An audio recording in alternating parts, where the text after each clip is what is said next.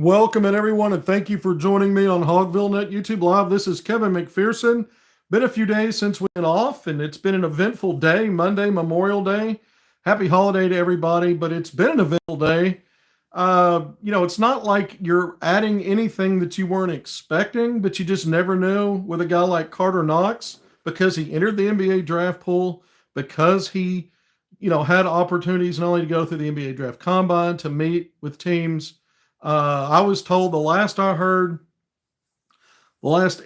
I got was it was more than a couple of teams, as many as four teams that had real interest in pursuing Karter Knox to some level, to stay in the draft. And so I'm still trying to piece together how many of those were two-way kind of deals where it's not nearly as good as the kind of NIL money he can make, or was he being told there's one or two other players in addition to him that were being slotted for maybe mid-second round kind of deals? He had some options there. And so the other part of it is, what did Arkansas do to up the NIL? If you remember, part of the $9+ million price tag on the team total for NIL that I've been told included money for Knox, but that was prior to him entering the draft. And what would it take? What kind of increase might it take to woo him back? So all of those things are things we wonder, but just within the last 10, 15 minutes, announcement came out. Been waiting on pins and needles for this to come out because I was told to be ready tonight. So I'm ready. I was ready, and we got an article out immediately. So as soon as the news broke, within a minute, I've got an article over at HogvilleNET. I'll migrate that article over to the Pig Trail Nation platforms, KNWA, KARK, and some of those a bit later when we get off of here. But we've got an article about the return of Karter Knox to Arkansas. We've told you all along this was expected. At one point, for the longest, I was at 95 to 99% certain this would happen. I lowered that expectation the more that I saw that, that Karter did some good things. When you looked at his combine, some of the performance in the scrimmaging, the measurables, some of the testing, some of the shooting drills, he did better than expected, and some teams showed interest. I had an NBA scout that I brought to you guys. The only place you could get this information at the time was the fact that one scout said he knew of one team for certain, at least, and maybe another one that was highly interested in bringing him in and were really serious about drafting him. And I have since learned again over the weekend that as many as four teams, maybe more, but at least four, had real interest in him to one degree or another in pursuing him and maybe trying to convince him to stay through the draft process. And so we always say all it takes is one team to give you the kind of guarantee that lures you in and keeps you in. Until you know for sure, it doesn't matter what percentage, whether you're 95 to 99% sure, where I got to 85 to 95% in a range based on information I was getting in real time at different times. Those were kind of my last talking points, even though that sounds really good. Until it's 100%, you don't feel certain about it. And again, all it takes is one team in the final hour to make a push. We've seen this in recruiting, in portal recruiting, teams, even high school recruiting, teams up in the ante at the last minute. Well, if an NBA team wants you, it's kind of like, we're talking dollars and cents now. That's what NIL is. And so you're weighing this amount of money, whatever Arkansas did to convince him to come back, that and the time frame on that the next year versus maybe what a guarantee would be. Remember, Jalen Williams, who I used to compare with some of Adou Thiero's projected draft, and when you look at mocks anyway, those early 30s, Jay Will 3 years ago, Pro Hog got $4 million guaranteed over the first 2 years. Now, Karter Knox didn't have any projections anywhere near an early second round, let alone not many mocks even projected him to be drafted. It was always thought he'd come back, and that's what's happened. But again, one team, and it's not just that it has to be a first round guarantee for some of these guys. Early second round and that kind of money is really good, and you can get flexibility in those kind of deals, and bet on yourself kind of thing. So Arkansas, regardless of how confident the staff was, this was never a thing where you're 100% sure until it's a done thing. And Karter Knox back to Arkansas. Let's not forget now, I've been talking about this roster, about the retention, how important retention is. This is arguably the biggest piece in the retention part of it. This is arguably the biggest addition if you consider retention recruiting. I mean, this is a 5-star high school player that Arkansas got, a McDonald's All-American. And so this is a 5-star recruiting win. And you're thinking to yourself, well, but we were expecting this for the most part. And, what did Arkansas really do during portal season? Well, right, this isn't a portal edition. This is just retention. But retention's part of recruiting. It matters. And again, Arkansas has sewn up now that 59% of minutes returning from last year's roster. And that puts Arkansas second behind only Purdue in that regard. And it's why you see a lot of these way too early top 10 rankings, so many of them, multiple, that have Arkansas ranked, kind of at the bottom end of that top 10, 8 to 9 to 10 range. But still, that's really good. And you look at it, people will think, well, what did Arkansas do out of the portal? This is big news, yes, but did Arkansas really do enough? Well, we've seen the framework for the model of what Calipari is going to do at Arkansas. He plucked 2 players out of the portal. Truly, when you looked at the first team and the roster build, Nelly Davis and Jonas Adou. And you could say, well, didn't Big Z and DJ and Adou Thiero, didn't they all have to go in the portal? True, they did, because they were retention. They were Calipari retention. He changed jobs and zip codes, and those guys just stayed with him in his program. So even though there was a frenzy of player additions last spring into late May and I guess early June, when you count the last addition, Trevor in Brazil, staying in the Arkansas program, really it was all about a first-year head coach. If you really looked at the portal part of it, and we've been through portal season now, you added 2 players in truth, and that's what you did with your 2 frontline guys. It's not to say that Calipari in Arkansas can't make another move, whether it's somebody out of the portal, somebody from an international player perhaps, maybe one of these remaining high school players that brings some kind of depth value. There are possibilities. There's also possibilities for a highly regarded 5-star class of 2026 player who feels like he's college ready and making the reclass of 2025. You're seeing that. Duke just added a player that reclassed up from 26 to 25. Just added one. And we've seen it last year with a guy like Will Riley late after he started his grassroots season. I covered him in May in Kansas City on the Nike EYBL circuit. And shortly after that, Arkansas and Calipari tried to get in on that. Illinois got him. He was a freshman this year at Illinois, went to the NBA draft, as you know. But players reclass, we can do that throughout the next couple of months and they'll join your program. So we're going to see if there's any other moves. But this was a must get, in my opinion, Karter Knox. I circle back to that. Because if you're talking retention and how important it is, this is the one guy, if I had to pick out of your retention group, includes DJ Wagner, Billy Richmond III, even Trevor Brazil, this is the guy that probably has the best case to be your best player and arguably an all-league kind of performer next year and potentially your leading scorer. I've said the same about incoming freshman Darius Acuff Jr., who by the way, put on his Instagram account from a photo from the airport with the photo captured an image of the big screen that showed Fayetteville, Arkansas, and the flight number, and his farewell from where he was departing from and coming to Arkansas today. Also, within about the last hour, posted a photo from inside the Performance Center. So he's on campus. Malik Thomas, the other 5-star guard in your incoming freshman class, arrived on campus today. Photo put out by Ronnie Brewer Jr., picture with Malik Thomas. And shortly after that, a staff member confirmed with me they had just landed in Northwest Arkansas and arrived. And the next thing you know, Malik Thomas, an hour or so later from that information, put it in quotes because that's how it was worded with me, he was inside the Performance Center putting out photos. So you got your 2 5-stars arrived today. And again, you're saying, well, this isn't something new. We expected all this. Yeah, you expect it, but you also like to confirm it when it's the next step has happened. We knew move-in date today was kind of the deadline for folks to arrive. Karter Knox, I haven't been able to confirm yet because I jumped right on here. Is he on campus? Is he back in Fayetteville? That I'm not sure about just yet. So I need to dig a little bit more into that, but it doesn't matter. His announcement is out. Karter Knox back to Arkansas. And you really look now at a 10 deep roster. You have, when you look at what's expected to be a true 2 platoon rotation, it's about 8 deep because it starts again with your retention guys, Karter Knox, Trevor Brazil, DJ Wagner. I think all three of those players are going to be in the starting lineup. DJ is beginning games on the court with Darius Acuff Jr., the 5-star freshman. Acuff at the 1. DJ is a combo, slotting at the 2 to start games. Karter Knox at your 3. Trevor Brazile at your 4. And I project one of your 2 big men out of the portal, Malik Ewan, as your starting center.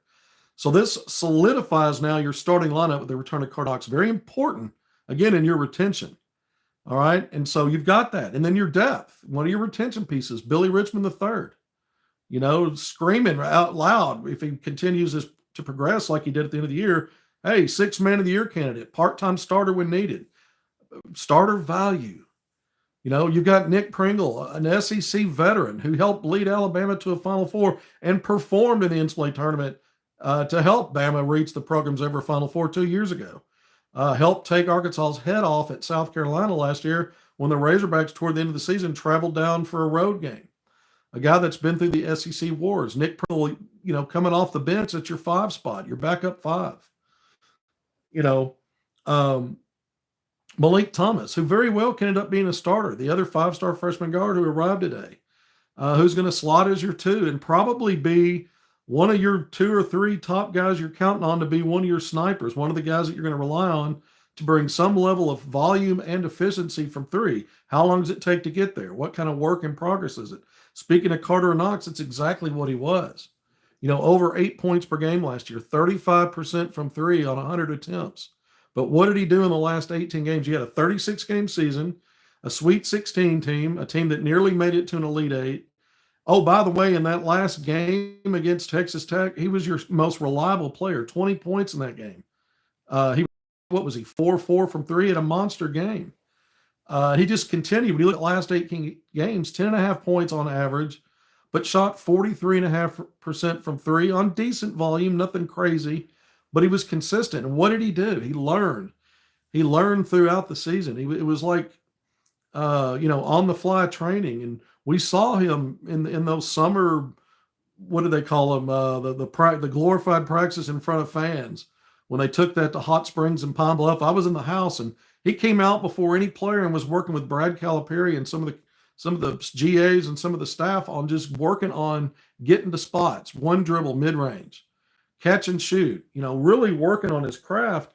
But when it got to game time early in the season, it didn't translate right away. He was kind of chasing shots. He looked uncomfortable. His shooting percentages are woeful. And you got to the midpoint of the season and you had Boogie Flan go down.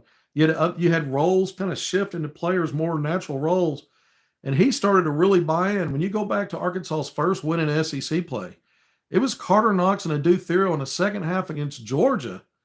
Arkansas was 0-5 in the league, and Georgia had a 15-point lead in that game. And I think they were still led by 15 or 13 early in the second half. And Adou Thiero and Karter Knox went apeshit on the offensive glass, keeping possessions alive, getting to the free throw line. And Arkansas had a furious comeback, got that first league win. It was, Michigan was the best win of the season at that point, and you'd already played, 18 games, and you finally got a win with a pulse. At the moment, it was a quad 1 win. It turned into a quad 2, but you got that big win over Georgia, an eventual NCAA tournament team, and Karter Knox. It was kind of like where you started to see, okay, this guy's starting to get it. And throughout the second half of the season, Knox again was just so dependable more and more as a defender, as a guy that understood how to use his size and frame, 6'6", 220, 215, 220, getting downhill, finding ways to get to the basket, get to the free throw line, took better shots, started sticking mid-range shots. He was excellent finishing in transition, took better shots from 3, less is more, catch and shoot, one dribble, one step, on a closeout, just small adjustments. Don't overthink it, don't overdo it. Shot selection got a lot better. Confidence in what he was doing continued to grow. And so it kind of snowballed in a good way for him. It was critical for Arkansas to see that kind of growth from Karter Knox to have a chance at being the team that it was. And as you had more attrition, Adou Thiero goes out with 4 more regular season games to go. And what does Knox do? Becomes the guy that's generating more free throws basically than anybody. He got more and more into his drive and attack game and figured out how to get to that contact and get himself to the foul line. And so all of these things, one of the games in the NCAA tournament, I think it was St. John's, he had 4 blocks in that game. And you remember that team had the really good big man, had a bunch of big wings and big guards. And Arkansas's freshman, he and Billy Richmond the third together outplayed those veteran big guards, R.J. Lewis and that group. And he was taking it to them defensively and offensively. Both of them did, but especially Knox. When you look at everything, he's probably the guy again. When I earmark this, if Trevor in Brazil can consistently be what he was in the last 9 games, I think of the two guys, of the four guys you're bringing back, those are maybe the two I look. Knox, not maybe a little bit more predictive for me right now, having a chance at that than Brazil. But if Brazil maintains what he did, he's going to be an all-league type of guy too. Even if it's friends, he's going to be there. Of course, all this depends on the success Arkansas has. But if you look at the Elite Eight and Final Four teams last year, most of those teams had a good amount of retention. And Arkansas, as much as you wanted to see some names out of the portal beyond two big men that you got announced on the same day, and you just kind of went on about your business after that, the retention part makes more sense than to squeeze out some of these roles that you think these players can really have and the kind of impact they can really have, and jeopardize that by making promises to other players. What you could do is still add depth, but it's not gonna necessarily be a star level kind of player. Maybe you could add one more, and it's somebody that helps you again on the perimeter with shooting, in the backcourt or a wing, or maybe it's depth at the four and give you another body on that front line because you're kind of thin there again. When you look at the numbers, you're only at an 8 deep with this now that Knox is back. When you look again, 8 players for a 2 deep rotation.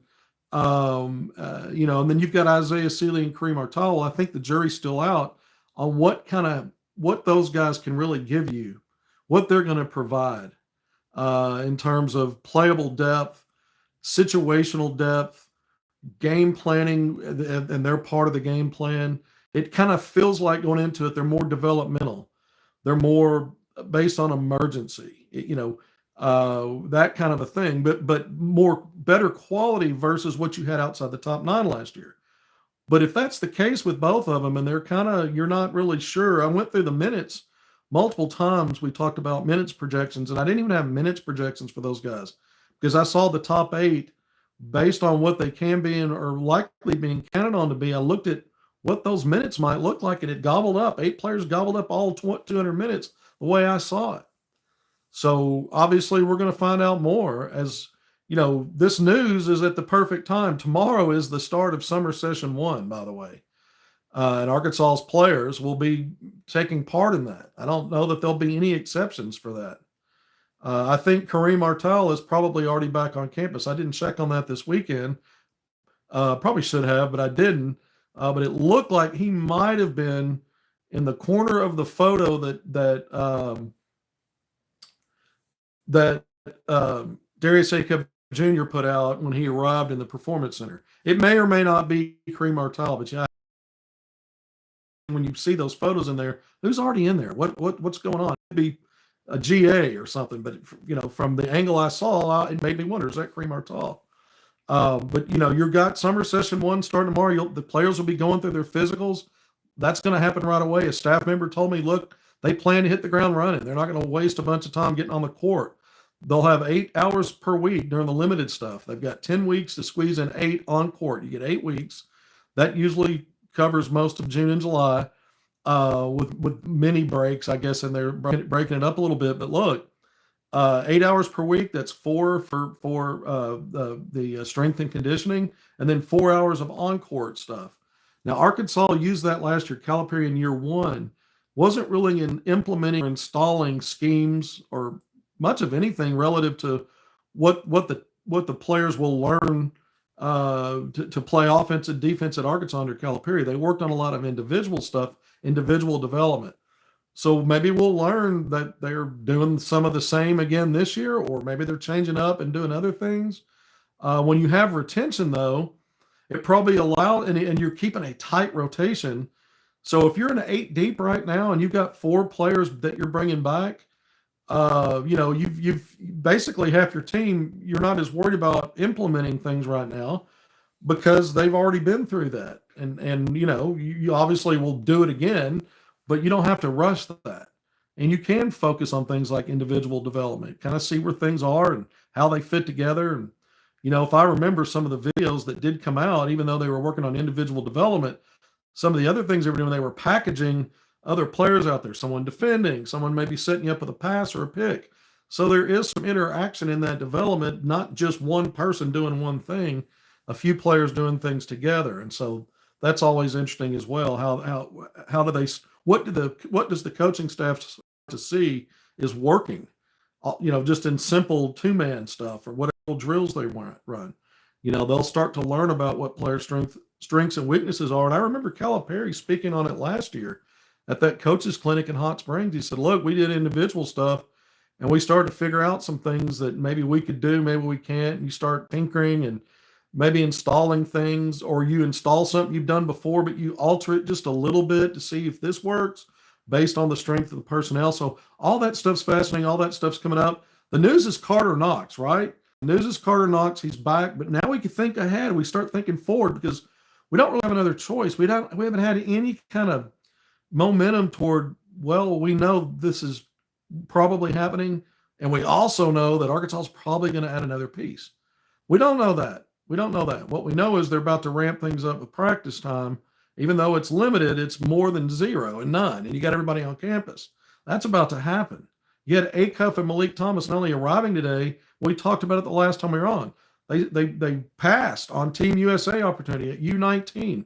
Going to play overseas, obviously, in the FIBA, one of the FIBA events here in a few weeks in June. They skipped that to come here and be part of this and get here as soon as possible and get it ramped up. All right, 22 minutes in. I'm Kevin McPherson. This is HogvilleNET YouTube Live. Thank you for joining me here as always. Please hit subscribe, like, and share if you haven't done it already. The big news: Karter Knox returning to Arkansas. Darius Acuff Jr., Malik Thomas arriving to campus today.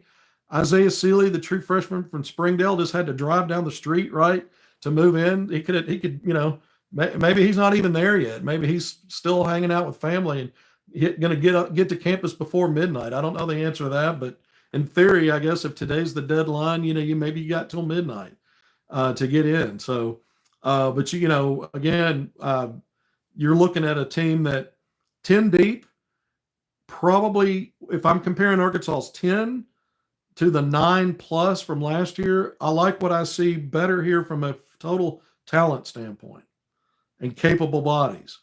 When I look at it from a top rotation and you go from 9 to 8, you can make the case Arkansas performed better when they had fewer bodies to count on.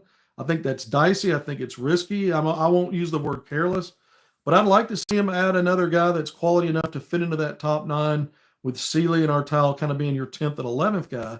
And then you see where things go. Can a Sealy break through and be a little better than that and supplant somebody? It's going to be tough. He can play 1, 2, or 3, but really kind of slotted, I think, in year 1, and as he adds strength, mostly as a 3. And that's probably where you're deepest, because your top 2 and Karter Knox and Billy Richmond III are half of your retention, and both of them were really good at the end of the season. So it's going to be hard to surpass either one of those guys, but it also takes pressure off you to have to be that guy. So there's a lot of things I like about the design of this roster. Again, I go back to perimeter shooting, 3-point shooting specifically. You have more bodies in the backcourt than you do the front line. So the perfect world, you could get a guy that can help you as a 3-4 or as a 4 who can shoot the 3 ball some and give you depth on that front line. Or another guard or wing that can shoot. If you go that direction, I got no qualm with that. How do you make the minutes work? Well, you figured out a way with 9 last year. The problem there was, you point to that and say, well, when they had 9, all 9, they only had one really good win. That was against Michigan. It wasn't until the numbers shrank a little bit and they started picking up more and more wins. Again, not ideal to live life that way, but when you recruit at such a high level and everybody you get in your projected top rotation, whether it's 8 or 9, are all quality. I mean, again, Billy Richmond III last year as a 5-star, top 25-ish kind of player, was your 9th man. When you have that kind of quality that way, when you do have attrition, quality stepping in. Now it becomes, how much more attrition can we take on without the whole thing falling apart and we unravel? And now your season's tanked. That's the key. And you look around college basketball, teams like Kentucky that continues to add players. You see it all. It's not Kentucky's just one example. It's another way to do it. Kentucky had more depth than Arkansas last year, played more players. They had some back end pieces that helped them at times when they had injury issues. So there's more than one way to do it. Arkansas survived it. In some ways, got better. But at the same time, Arkansas went 8-10 in league play and lost 14 games. And you dealt with a lot of injuries that probably fed into that as well. So it wasn't like it worked out perfectly, but it wasn't like it imploded or exploded either. But getting Karter Knox back, you had to do that to even get to the point where we can talk about, okay, what could possibly be next? What do they really need to do? And that's why we're having these discussions again, kind of going back through things. All right, nearly 26 minutes in. I'm going to sign off now. The big news, Karter Knox back at Arkansas, second year under Calipari, second year as a Razorback. And if we remember, I think when we look back, if I'm not mistaken, it seemed like Big Z was the first name off the board following Calipari to Arkansas. And was Karter Knox the next one that went public? I think he might have been. I think he might have been the second player in the roster build. And here you are with 9 players, and one guy was straddling the fence here. Karter Knox, NBA draft, coming back to school again. We always felt like this was a feedback and an opportunity for Knox to build a resume, to stack up some goodwill and hopefully good fortune with a strong second campaign to get back in the draft and help himself be a first rounder. And so we always felt like that was really what this process was about. But again, with all it takes is one team in that notion, you're always worried until you know for sure. And now we know for sure Karter Knox is back. This is monster news for Arkansas, even if you think, well, we expected it. I still think it's big news. You've wrapped this up. You've got your retention. That was, to me, the focal point. We've talked so much about it. And now you move forward, and we'll see what Arkansas does. Does Arkansas add somebody else? That we'll keep our eyes open for that. The staff has said and continually told me they might be good right where they're at, and it has to make sense and be something special, or so they don't completely wave the white flag on another edition. But they certainly don't use the kind of language, even in public. Calipari spoke here in the 501. What was it, a couple of weeks ago? About less is more and those kind of things. We can add one more. I mean, all that's out there. But to finish up Memorial Day weekend with this news, again, players that your top level guys that are moving on to campus arriving, you confirm that, and then Karter Knox saying he's coming back. This was a really strong day in what will be a busy week for Arkansas Razorbacks basketball. The one thing I haven't talked about here, and I'll part with, is Adou Thiero. I've said I still think it's 95 to 99% that he stays in the draft. Today, Thiero posted to his Instagram account 3 different photos with him as a Razorback. He tends to do that stuff. Doesn't necessarily mean anything. I didn't get any vibes. Hey, I put it in the bank. He's probably coming back or maybe coming back. I still think it's very highly unlikely. The staff does. I reported that to you. The staff told me that. They think it's highly unlikely that he returns. They think that he's locked into this pro process, and good for him if he is. But until May 28th, I guess we've got a couple of more days here to see if there's any announcements that come from him. Either way, I mean, he didn't leave the door cracked in terms of his talking points when he declared for the draft.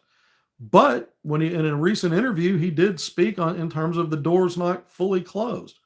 And people in his camp are part of the reason why I guess they're evaluating everything to where he can't even say, I'm definitely 100% staying in. Maybe it seems like he's probably fully committed to the process, but that's not the language we heard. We've seen one national guy, Matt Norlander, said he thinks Knox and Thiero both come back to Arkansas. And it was, after that when the staff told me we don't think so. So we went through all that. We've given you some really good intel. When we advertise intel, it's intel. It may not be the final decision on something or something explosive, but nothing works that way. There's always a lead up thing and little pieces of information that tell you how things might be trending or what someone's thought process is, what's going on in their situation from day to day. If it was as simple as saying, yeah, it's decided, then what the hell is he doing? What are these guys doing in there to begin with? If they already know, I mean, they got to go through their process. Things can change. That's fluid. That people laugh at that. It's almost like a punchline, but that's real stuff. All right, 30 minutes in, Kevin McPherson. This has been HogvilleNET YouTube Live. Appreciate you all being here. The next time I come on will probably be tomorrow. I've got some stuff to talk about with players that have interest in being recruited by Arkansas, high level. We're going to talk a little schedule stuff, and probably a little pro hog, some other things we're going to throw in there. John Calipari tonight at the T-Wolves, Oklahoma City Thunder, Game 4 of the Western Conference Finals. We know he's got players all over the NBA, players on both teams. You could pretty much go to any NBA game, and Calipari's probably got a player on one of the teams. It's just insane. And this is also part of the branding, what he does, getting out there and supporting his guys. It's all coming together, and you get Karter Knox back. Again, we keep an eye on Adou Thiero. But until tomorrow, or if something breaks later tonight with Thiero or something else we need to talk about, I'll get back on here. Until next time, thanks for being here. Take care of yourselves. See you soon.